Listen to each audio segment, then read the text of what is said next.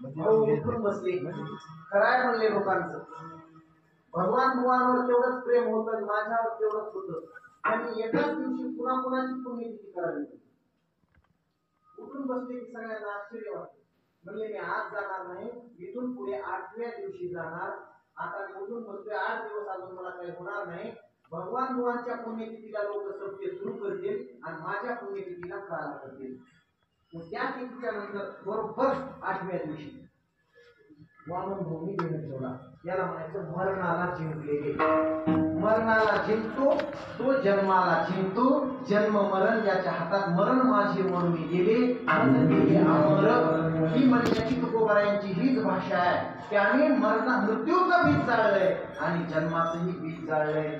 माधव बाबा मोतीराम महाराजांनी समाधी घेतल्यानंतर माधव बाबाला आता काय धरणीमाय जागा देण्यासाठी माझा जोडीदार गेला, माझा साथीदार गेला.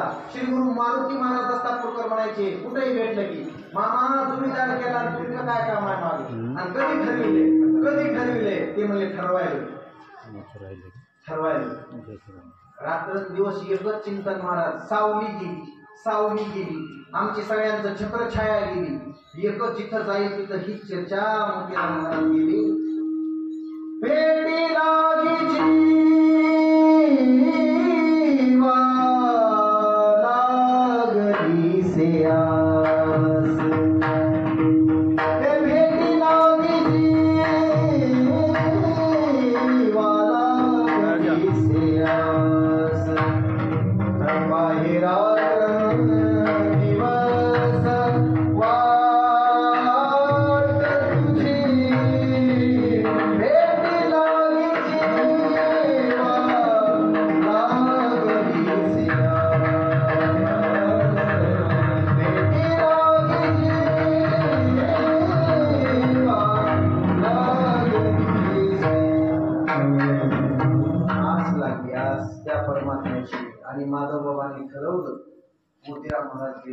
त्यांनी आपला शब्द खरा केला.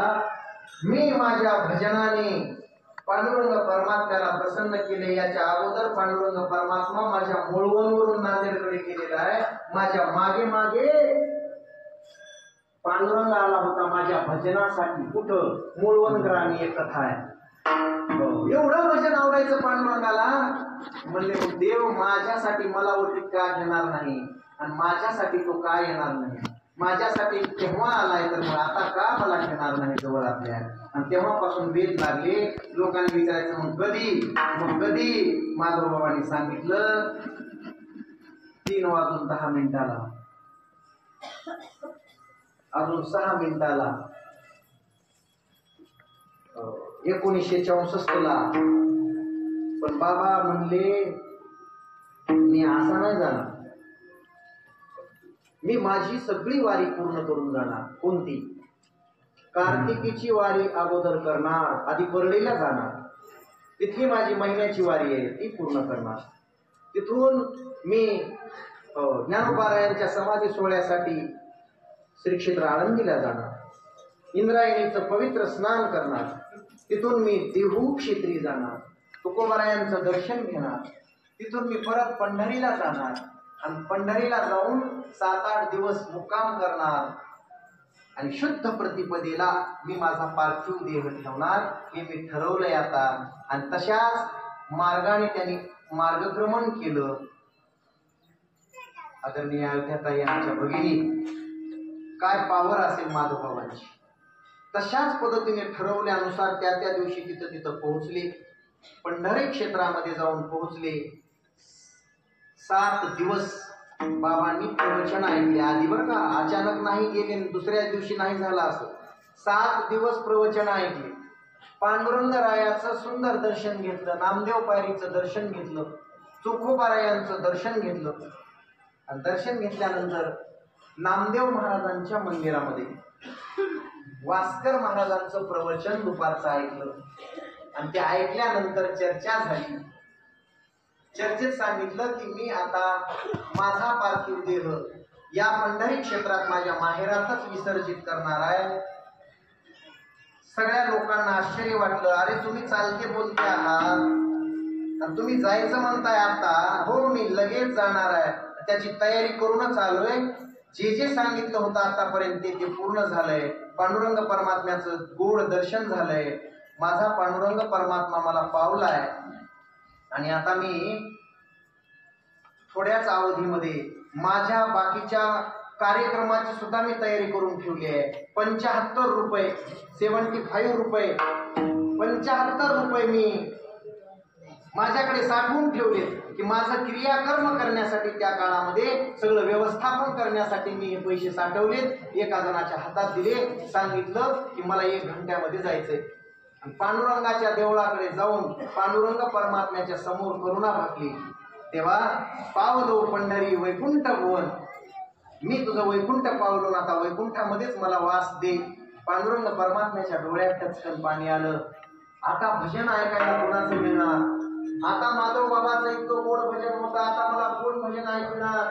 रुक्मिणी मातेला बोलवून घेतलं. रुक्मिणी माता म्हणजे तुम्हाला रडायला काय झालं? ज्ञानोबारायांसाठी रडणार आणि आता ह्या साधूसाठी रडताय. अगं रुक्मिणी, आपण त्याच्या गावाला गेलो होतो का मागे? त्याचं भजन ऐकण्यासाठी एवढं गोड भजन, नित्यनेमाचं भजन करणारा हा महाराष्ट्रातला एकमेव वारकरी आहे, एकमेव साधू, आणि ते भजन सोबत घेऊन चाललाय. मला त्याच्या भजनाची फार गोडी आहे. रुक्मिणी, चल आपण त्याला समाधी देऊ.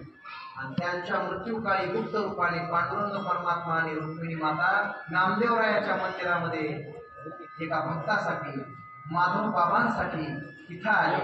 आणि माधव बाबांनी प्राणाचं उत्क्रमण करायला सुरुवात केलं. अनेक संत मांदियाळी तिथे उपस्थित होती. माधव बाबांच्या मुखातून शेवटचे शब्द उमटले.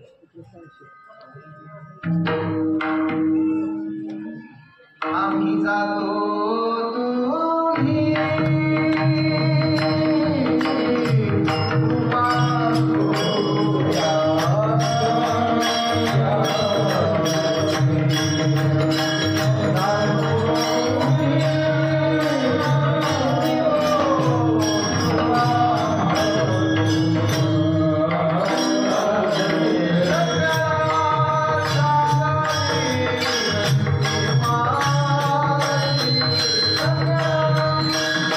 Thank you.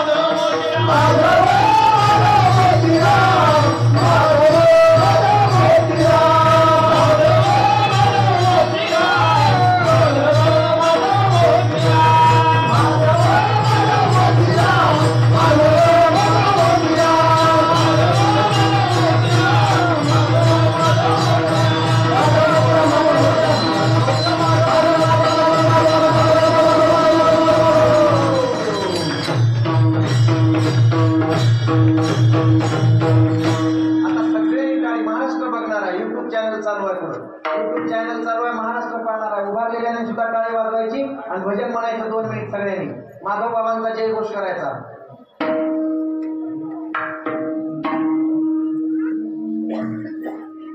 बोला जय जयकारा माधव बाबांचा.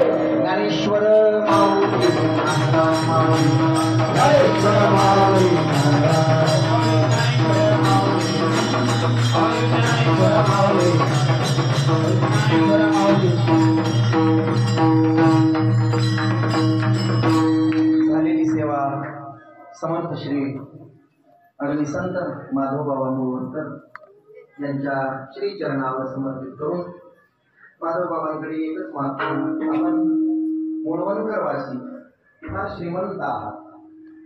तुमच्या हाकेवर आम्ही धावून येतो. चहा पाण्याचा विचारिता आलेल्या लोकांना सगळ्या प्रेम द्या. त्या मुळवणच्या प्रत्येक माणसाला माझी एवढीच विनंती, आम्हाला बाकी काही नको. आम्ही माधवबाबांसाठी येतो, तुमच्यात आम्ही माधवबाबा पाहतो. या मुळवणच्या रजकणामध्ये माधवबाबांची पावलं लागलेली आहे, तिथल्या मातीच्या कणाकणामध्ये माधवबाबा आहेत, हे आम्हाला वाटतंय. आणि त्यामुळे तुमच्या या क्षेत्रासाठी, या मुळवण ग्रामासाठी आमचं फार प्रेम. तुम्ही कधीही हात मारली तर आम्ही उठून निघायला तयार असतो, माधवबाबांचा कुठलाही काही सोहळा ठेवला तरी. म्हणून आम्हाला तुमच्याकडून बाकी काही नको, फक्त प्रेमाची हाक असावी. निघाल्यानंतर प्रेम द्या. तुमच्याकडे भरपूर आहे, तुम्ही श्रीमंत आहात, तुम्ही एका संतांचे लेकर आहात. माधवबाबाचं कृपाछत्र तुमच्यावर आहे. तुमच्या सावलीला बसायला आम्ही येतो. माधवबाबाच्या सावलीत तुम्ही भरगच्च आहात म्हणून आम्हालाही कुठेतरी सावली मिळावी म्हणून आम्ही दुरून दुरून येतो. आम्हाला फक्त प्रेम द्या. या माणसाला आलेल्या आम्ही तुमच्यासाठी काहीही करायला आणि कधीही करायला तयार आहोत. इथं कोणी कुणाचा भिन्न नाही, वेगळा नाही, दुश्मन नाही. आपण सगळे एका माधवबाबाच्या परिवारातले आहोत. तुम्ही घरातले आहात तर आम्ही सुद्धा तुमच्या पाहुण्या रावण्यातले जवळचे, म्हणजे ते माझे सोयरे सज्जन सांगाती पाया ठेवीती विठोबाचे. कुठल्याही जातीपातीचा 18 पगड जातीतला या पंचकृषीतला माणूस असो, तो फक्त माधवबाबाच्या प्रेमानं तुमच्या प्रेमासाठी भुकेलेला आहे. फक्त आम्ही आलो की आम्हाला तुमचा आनंद दिसावा आणि तो आनंद थोडासा घेऊन आम्ही आमच्या घरी आमच्या गावाकडे परत जावं, एवढी माझी मुळवण क्षेत्रातल्या सगळ्या माणसांना विनंती आहे. कळकळीची या लेकराची एवढीच मान्य करा, बाकी काहीच मागणं तुमच्याकडे नाही. देणारे समर्थ तुमच्याजवळ माधवबाबा आहेत आणि आम्हाला ते मिळेल याची गॅरंटी आहे. माधवबाबाशिवाय कोण देऊ शकणार आहे. म्हणून झालेली सेवा माधवबाबांच्या चरणावर समर्पित करून मी या माझ्या छोट्याशा वाणीला विश्रांती देतो आणि पुढेचं नियोजन आदरणीय हरिभाऊ महाराज सांगतीलच त्या पद्धतीने होईल. अगदी वेळेमध्ये 3:20 होत आहे. 11 मिनिट अगदी वेळेमध्ये सोडले. काही चिंता नाही. कीर्तन झाल्यासारखं वाटलंय का? आता सुरू झालंय का संपलंय? खरं बोला. सुरू झालंय तर पुढच्या वर्षी करतो. तेच सुरू झालेलं काय पाहिजे ते माधवबाबाच्या चरित्रातलं चरित्र मी इथे चालू आहे. आपले लिखाण चालू आहे. तुम्हाला पाहिजे ती गोष्ट मिळेल माधवबाबाच्या चरित्रातली. काळजी करू नका. खूप गोडगोड चरित्र आहे. गेल्या वर्षी बरंच सामना झालं होतं आणि इथून पुढे आहेच. वर्षातून असतातच कीर्तन, तेव्हा माधवबाबांचं चरित्र आपण बोलत असतो. संतांच्या दरबारात त्यांचं चरित्र सांगावं. सगुण चरित्रे परम पवित्रे सादर वर्णावी, संत वृंदे मनोभावे आधी पूजावी. त्यांचं पूजन आपल्या जीवनामध्ये असावं. सगळ्यांना उत्तम आयुष्य द्यावं, उत्तम आरोग्य द्यावं. माधवबाबांनी आपल्या सगळ्याकडून सेवा अशीच करून घ्यावी. ती सेवा पांडुरंगापर्यंत पाठवावी एवढी श्रीचरणी विनंती करतो आणि थांबतो. विठ्ठल जय जय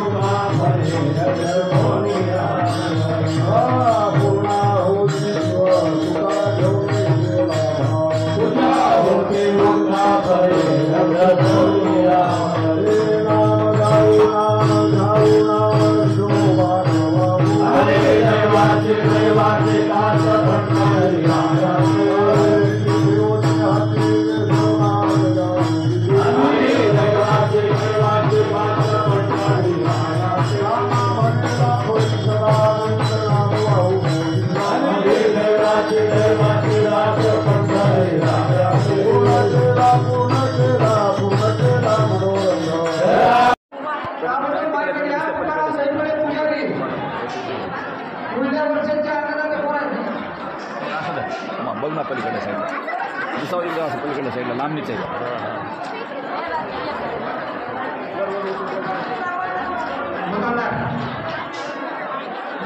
तुझ्यावरच्या आनंदाने वाहन चालू करा. वाहन मंडळ तुम्ही थांबू नका. साईडच्या पलीकडे तरुणांना थांबलाय त्यांनी वाहनाचं साहित्य घेऊन ताबडतोब साहेब इकडे या. जागा कुणीही थांबू नका. सर्व तरुणांना विनंती आहे आपण वाहन करायची आहे. जागा कुणीही थांबायचं नाही. किती महान पर्व काळ बघा. माधवबाबांच्या पुण्यतिथीच्या 61व्या वर्षी आपण या ठिकाणी सुखी आणि समाधानाने या ठिकाणी आहोत. आपण वाढ करायला तरुण मंडळी थांबू नका. महिला मंडळ देवाचं नामस्मरण घ्यायला कंजूसपणा करू नका. हरे राम राम राम हरे हरे हरे कृष्ण कृष्ण कृष्ण हरे हरे. बरोबर माधवबाबाला आवाज केला पाहिजे.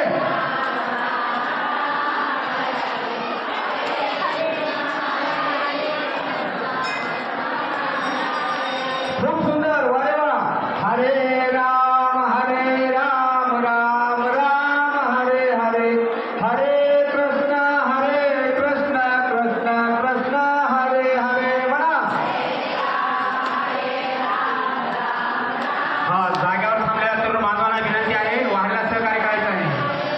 चला ताबडतोब जागेवर कोणी थांबू नका. तरुण बांधव. हरे राम